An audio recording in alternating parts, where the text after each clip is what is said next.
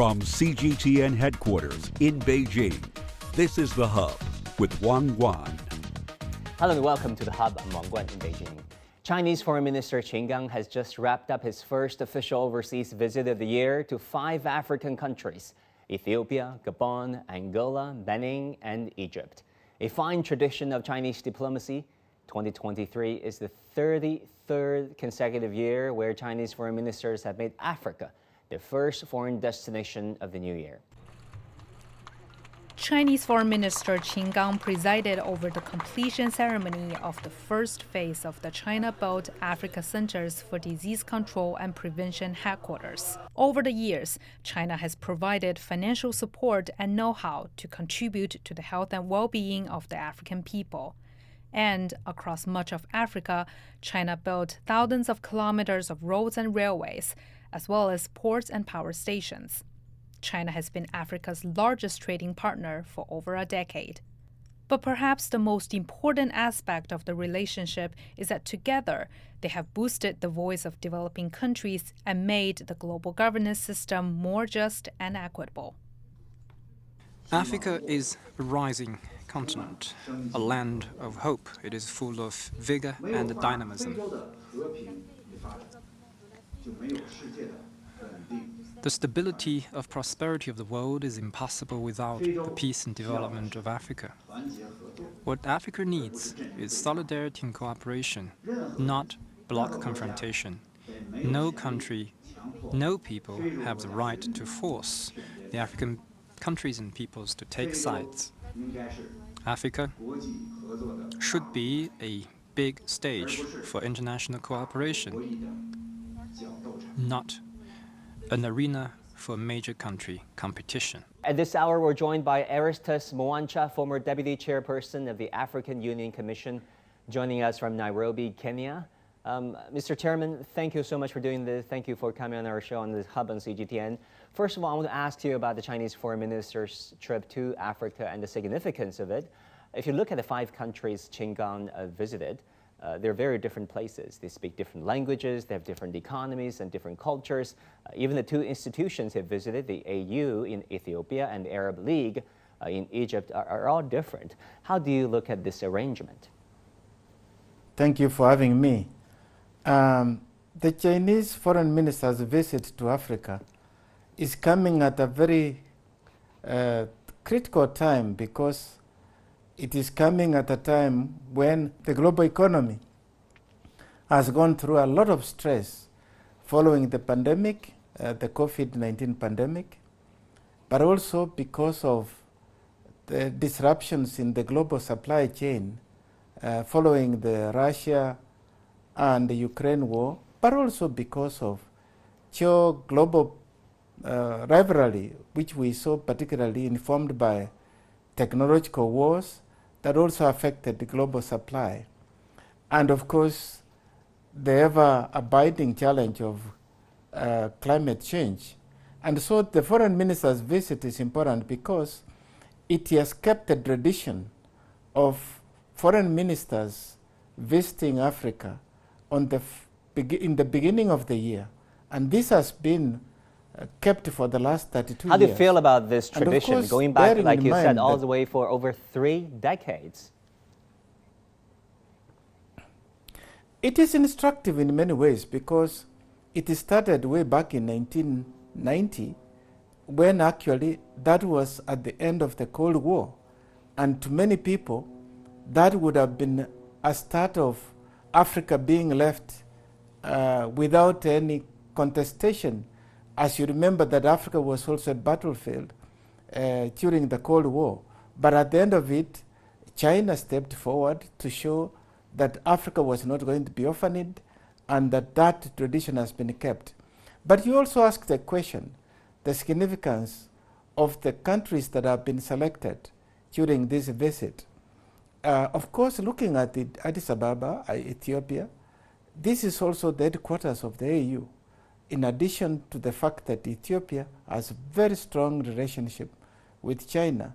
And of course, there is much that one can say about that relationship. Equally important is the relationship between Egypt and China, which goes way back up to 1956, when Egypt and China established diplomatic relationship, but also Egypt is the headquarters of the Arab League.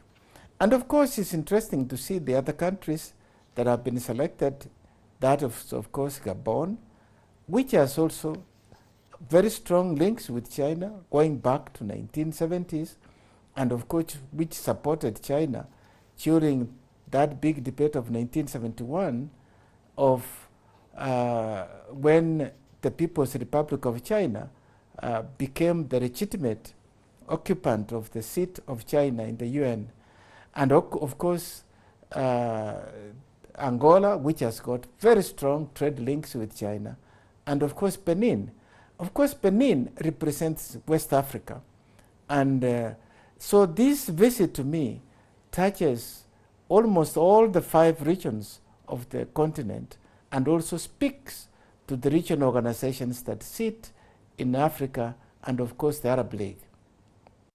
Yeah, talking about Ethiopia, which was the first leg of Qin Gang's trip, there was a civil war going on for years. Actually, last year, China proposed an outlook on peace and development in the Horn of Africa to facilitate peace in northern Ethiopia's Tigray region, which suffered a civil war of 2 years, like we said.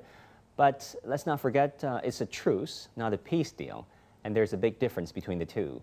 How do you look at China's role in Ethiopia's peace process?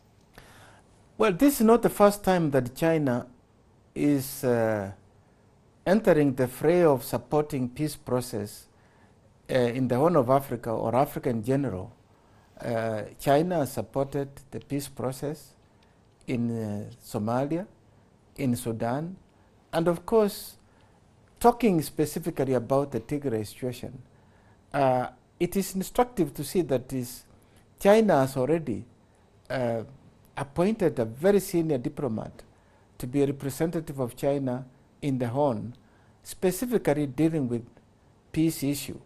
But of course, the Horn is a very significant location also, because it's the eastmost part of Africa.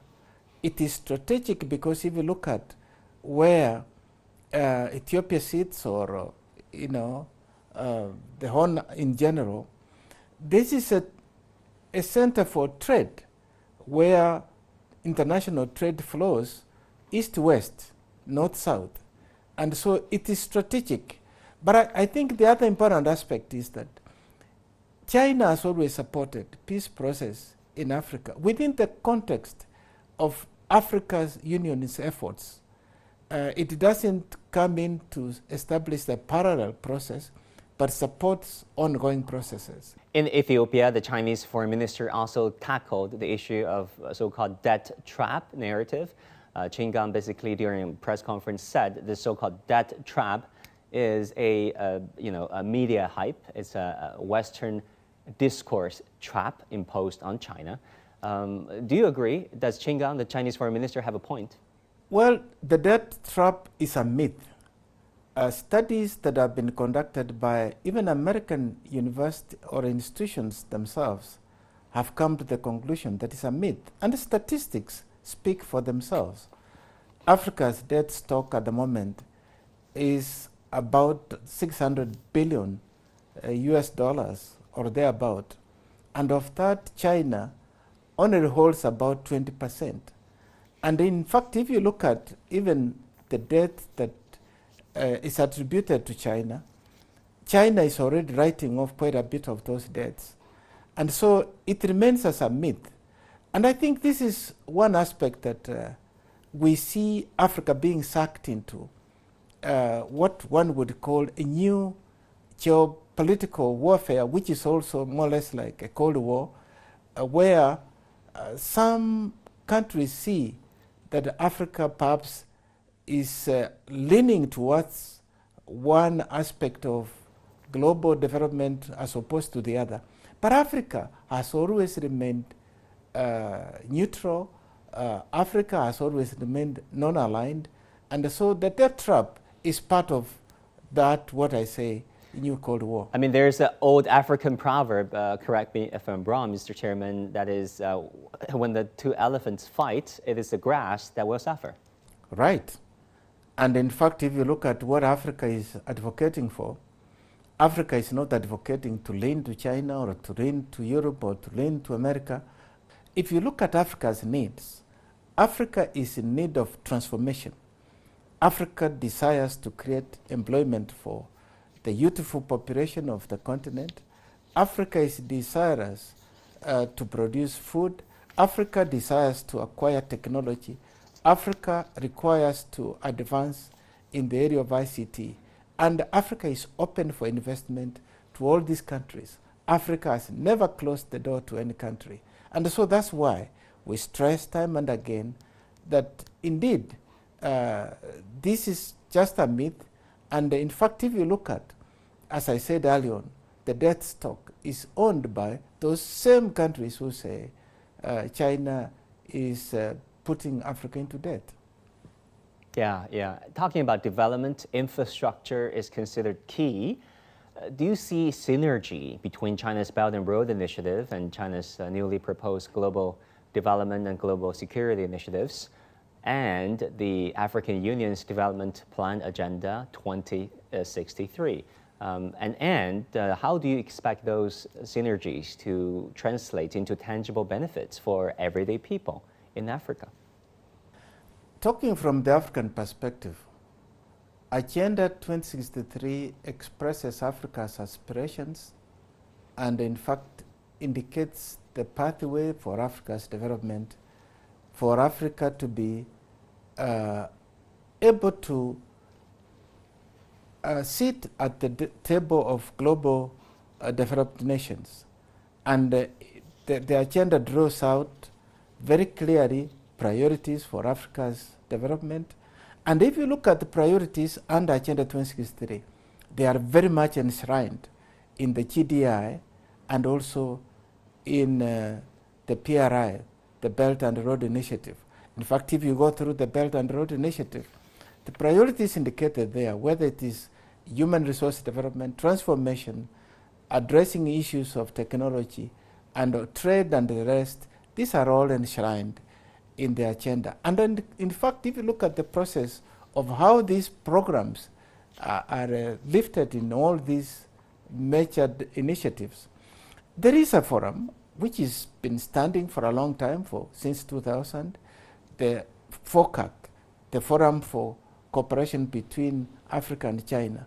These are all discussed. Africa presents its agendas, and these are the agendas that are enshrined, as I said earlier on, in the Belt and Road Initiative and the Global Development Initiative. In 2018, President Xi Jinping of China said China would help build the Africa Centers for Disease Control and Prevention. The center is now constructed and equipped. The Chinese Foreign Minister visited it. How do you see the China-Africa solidarity during the pandemic? And though the pandemic seems to be ending, I assume there are still other challenges health-wise, public health-wise, such as malaria and Ebola.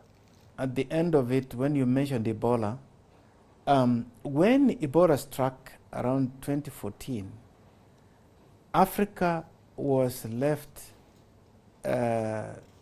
really scampering on its own because a lot of supply and communication chains were disrupted because many international movements avoided or did not consider Africa as a destination during that period. But who came to Africa's rescue during that time?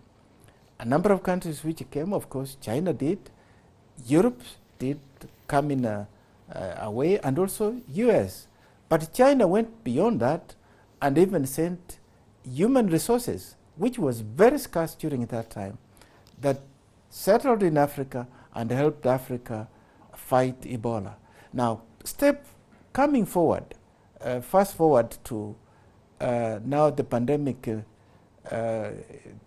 China has been very close to Africa in supporting not only the supply of the vaccines, but also in the treatment of how Africa would be able to manage by providing the facilitations, particularly the protocols that enabled the health workers to continue to support those infected during this period. But China went beyond that and has supported the establishment of the Center for Disease Control. I must say here again, this is where we saw cooperation in a way between China and the US in Africa, because US did support the center through human resource in a way, but China went ahead and supported Africa in establishing the actual center, which again the foreign minister inaugurated during his visit.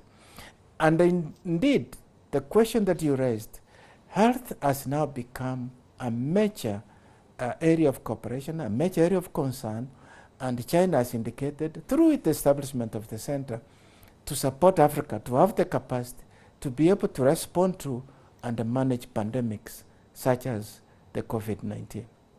So Chairman Mwencha, Africa is as diverse as it is expensive. I mean, there's an Anglophone part of it, there's a Francophone of it, and it also contains parts of the Arab world, the Muslim world. Egypt, for example, as you mentioned in the beginning, was the first African country to establish diplomatic relations with China, going all the way back to 1956. How do you see China and the Arab world boost their ties going forward? I guess that is the significance of Foreign Minister Jin's visit to Cairo, because if you look at the Belt and Road Initiative, many of the countries that are also in the Belt and Road Initiatives are in the Middle East, and Egypt is central to this. Egypt, of course, not only being the headquarters, but of course, Egypt has always been the vanguard of that relationship. For the Arab world, it's not only being part of Africa, because if you look at the number of countries in Africa who are also part of the Arab League, they are part of the African Union. And that's why it's important when you see the foreign minister's visit to Cairo, because you're killing two birds with one stone, as it were. Of course, sitting in Cairo, talking to the Arab League, but also at the same time visiting Africa. And also another choice of the Chinese foreign minister's trip is Gabon. In the past, France regarded Gabon as its backyard, sort of. And last year, Gabon joined the Commonwealth, regarded as the British sphere of influence. How do you see the Chinese-Gabonese relationship strengthening under the changing circumstances? If you look back to the relationship between China and Gabon, it goes back to 1974, when diplomatic relationships were established. But beyond that, Gabon has always been a very strong supporter of multilateralism. Gabon is a major exporter of major raw materials that the world needs, but also Gabon sits at a very strategic location that can address the global challenge of global warming, that is a concern. Gabon has been actually Africa's spokesperson, particularly under COP26 and COP27. So this is also strengthening that relationship to tackle the climate change, but also the strong bilateral relationship that exists between China and Gabon. Chairman Mwencha, two other stops Foreign Minister Qin Gang picked was Benin and Angola. Some analysts say that China is trying to court West Africa into joining the Belt and Road Initiative. How do you assess the visit to these two countries? Well, talking about courting countries to join the Belt and Road Initiative, there are over 140 countries that have joined the Belt and Road Initiative. And so I don't think this visit is about recruiting membership. And there are over 30 international institutions who are also part of the Belt and Road Initiative.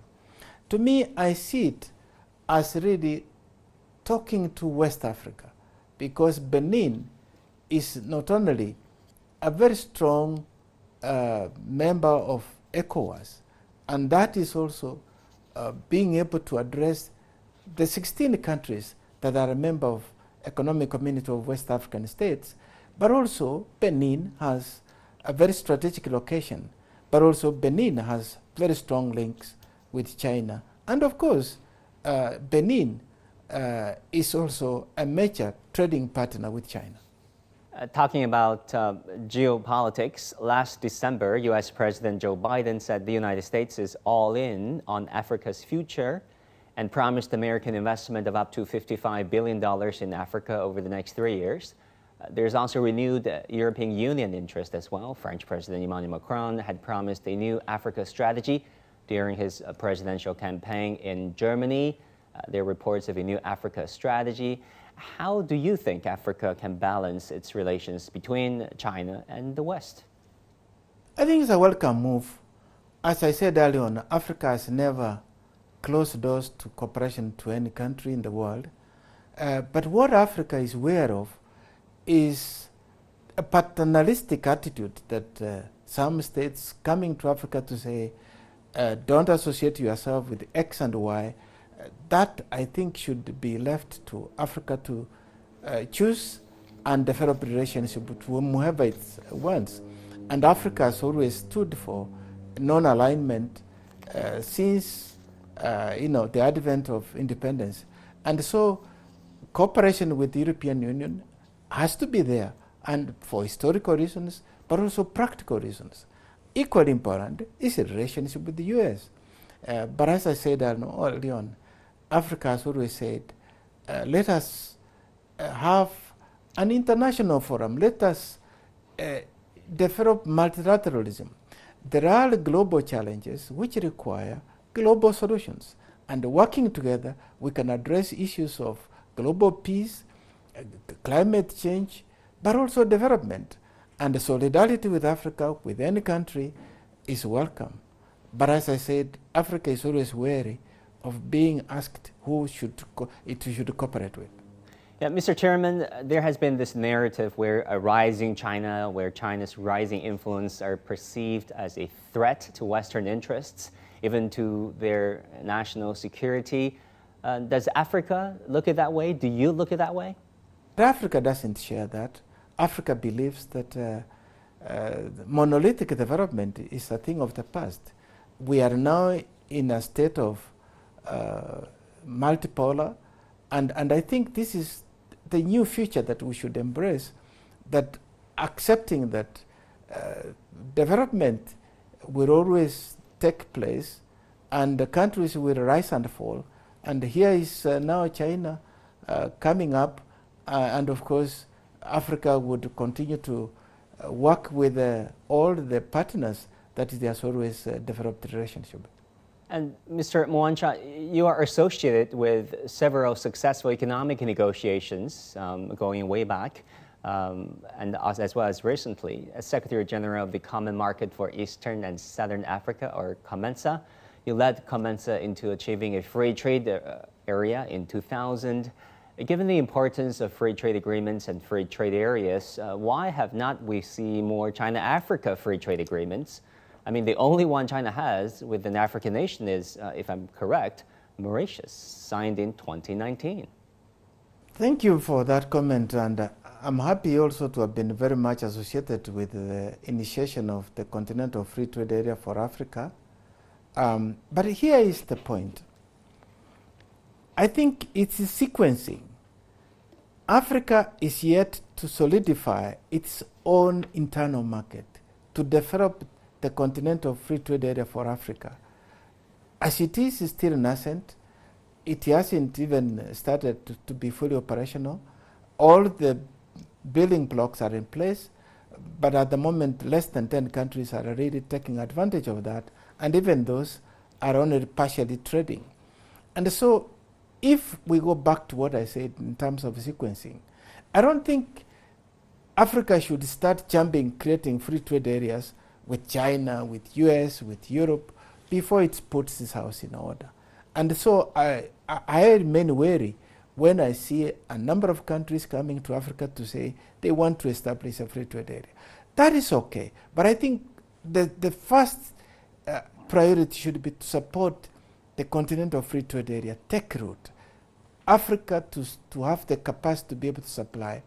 But in the meantime, there are a number of frameworks that we can use to cooperate we have the WTO framework. China has already extended a lot of trade privileges to Africa for LDCs to access duty-free, quota-free, and you can see that is already developing in a big way. In fact, if you look at trade between China and Africa, it's growing leaps and bounds.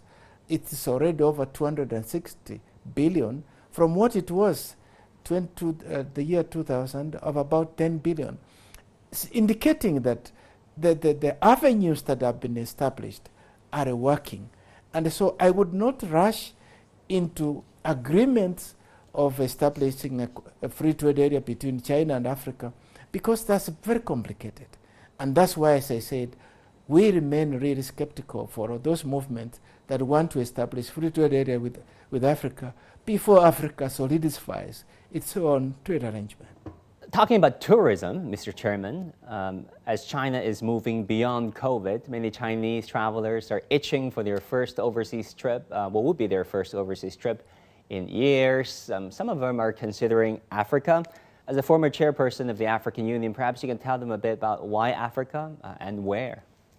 Tourism is now a new avenue for cooperation. It brings people together.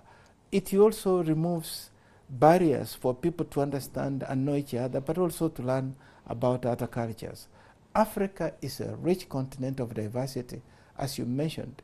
If you start the north to the south, there is so much to see.